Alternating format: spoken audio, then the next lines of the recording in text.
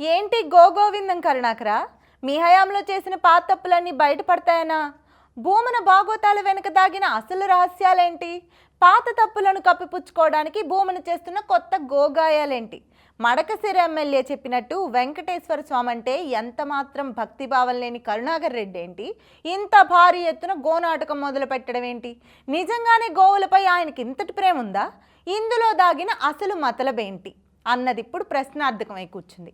ఇక్కడ Karunakar Reddy go drama వెనుక కొన్ని ప్రత్యేక కారణాలు ఉన్నట్లుగా చెప్తున్నారు. ఇదివరకు గోశాల డైరెక్టర్గా ఉన్న వ్యక్తి ఉప్పొందించడం వల్లే ఈ మొత్తం తంతు భూమిని నడిపిస్తున్నట్లుగా తెలుస్తుంది. ఈ మాజీ గోశాల డైరెక్టర్పై తొక్కిసలాట వ్యవహారంలో టీటీడీ కఠిన చర్యలు చేపట్టడంతో అతడు టీటీడీపై కక్ష కట్టినట్లుగా అంచనా వేస్తున్నారు. దానికి తోడు ఇతడు భూమనకు అత్యంత ప్రియ శిష్యుడు కావడంతో ఇదంతా వెనకుండి నడిపిస్తున్నట్లుగా భోగట్ట. ఆ మాజీ డైరెక్టర్, మాజీ టీటీడీ చైర్మన్ మధ్య మరో సీక్రెట్ కూడా దాగున్నట్లు చెప్తున్నారు. గతంలో వీరు విదేశీ గోవుల వ్యవహారంలో స్కామ్కి తెరలేపారని, ఇది ఎక్కడ బయటపడుతుందో అన్న ఆందోళన కొద్దీ ఈ ఇద్దరూ కలిసి ఈ గోమరణాలు అనే తేనె తుట్టుని కదిపారని అంటున్నారు. ఇదంతా ఒక నాటకమని తెలిసినా కానీ కూటమి ప్రభుత్వం పెద్దగా తిప్పికొట్టలేకపోతుంది. దానికి తోడు గోవులకు సంబంధించిన విజిలెన్స్ రిపోర్ట్లు, ఆపై తరచూ చనిపోయే గోవులకు సంబంధించిన లెక్కల విషయంలో వారికి వారే సెల్ఫ్ గోల్ వేసుకోవడం భూమనకు బాగా తెలిసొచ్చినట్లయింది. ఒక పక్క చూస్తే భూమన తన రాజకీయ వారసుడిగా రాణిస్తాడనుకున్న కొడుకు కాస్త ఆదిలోనే అంశపాదులా గత ఎన్నికల్లో ఓడడం, ఆపై కార్పొరేషన్ వ్యవహారంలో అడ్డంగా బుక్ అవడం వంటి అంశాలతో అతడు ఎంత మాత్రం పర్ఫార్మెన్స్ చూపించలేకపోతున్నాడు. ఇది గమనించిన భూమన తానే స్వయంగా రంగంలోకి దిగి పార్టీని తిరిగి గాడిలో పెట్టడం, తన ఉనికిని కాపాడుకోవడం కోసం ఈ గో డ్రామాకు తెరలేపినట్లు తెలుస్తోంది. ఇది రెండు విధాలుగా భూమనకు అవసరంగా కనిపిస్తుంది. గతంలో తన పాలనలో టీటీడీలో జరిగిన అవకతవకలు బయటపడకుండా ఉండాలంటే ముందర కాళ్లకు బంధం అత్యవసరం. ఇటు చూస్తే కల్తీ నేవి వ్యవహారంతో పాటు ఇంకా ఎన్నో విషయాల్లో భూమన గట్టిగా ఇరుక్కునే విధంగా కనిపిస్తుంది. ఆ మాటకొస్తే గత 5 ఏళ్లలో 2000 మంది భారతమ్మ సైన్యం అన్యమతస్థుల రూపంలో తిరుమలలో పెద్ద ఎత్తున కీలక శాఖల్లో కీలకంగా పనిచేస్తున్నారని లెక్కలు చెప్తున్నాయి. వీరందరి ద్వారా ఇన్నాళ్ల పాటు సాగిన విధ్వంసం ఇప్పుడు ఒక్కొక్కడిగా బయటపడే ప్రమాదం ఉంది. టీటీడీకే అత్యంత కీలకమైన ఆన్లైన్ బుకింగ్లో పెద్ద ఎత్తున అక్రమాలు జరిగినట్లు తెలుస్తోంది.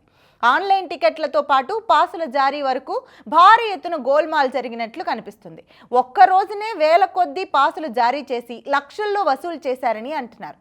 ఇవన్నీ బయటపడకుండా ఉండాలంటే ఇదే సరైన పనని భూమన ఈ గోనాటకాన్ని తెరకెక్కించినట్లు తెలుస్తుంది. ఒక పక్క టీటీడీ చైర్మన్ గా బిఆర్ నాయుడు బాధ్యతలు చేపట్టినప్పటి నుంచి తరచూ ఏవో వివాదాలు, తొక్కిసలాట గొడవలు, ఏకంగా ఒక బోర్డు మెంబరే బూతులు, ఇక మహాద్వారం ముందు వరకు చెప్పులేసుకొని రావడాలు, ఫోటో షూట్లు, డ్రోన్లు, ఆనంద నిలయం మీద ఎగరడాలు వంటి వివాదాస్పద అంశాలతో వరుసగా దెబ్బలు తింటూ వస్తున్న పాలక మండలిని మరింత ఇరకాటంలో పడేయటానికి గోమరణాల వ్యవహారాన్ని ముందుకు తేవడం, ఇటు టీటీడీ పాలక మండలి, అటు ఈవో సైతం ఇబ్బందుల్లో పడ్డారని తెలుస్తోంది. అయితే ఇదంతా ప్రతిపక్ష పార్టీ పారిస్తున్న పాచికగా కేబినెట్ భేటీల్లో గుర్తించిన మంత్రి మండలి దీన్ని తిప్పికొట్టే కార్యాచరణ తయారు చేయాలనుకున్నా అదెలాగో వారికంటూ ఒక అంచనా లేకపోవడంతో భూమన గోనాటకం రక్తి కడుతోందని అంటున్నారు.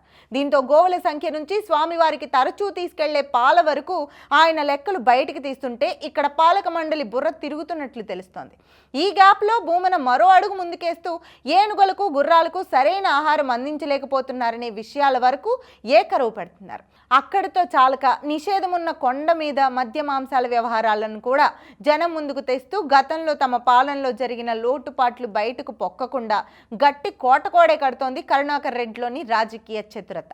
అందుకే ఆయన ఫేక్ ఫోటోలు, వీడియోలతో చేసే ప్రచారం కూడా చెల్లుబాటు అవుతోందని అంటున్నారు. ఇదే తెలంగాణలో కంచె గచ్చిబౌలి భూముల వ్యవహారంలో ఫేక్ వీడియోలు, ఫోటోలను షేర్ చేసిన స్మితా సబర్వాల్ వంటి వారిని కూడా వదిలిపెట్టకుండా కేసులు బుక్ చేస్తున్నారు, నోటీసులు పంపుతున్నారు. అలాంటిది ఇక్కడ కనుచూపు మేర కూడా కనిపించడం లేదు.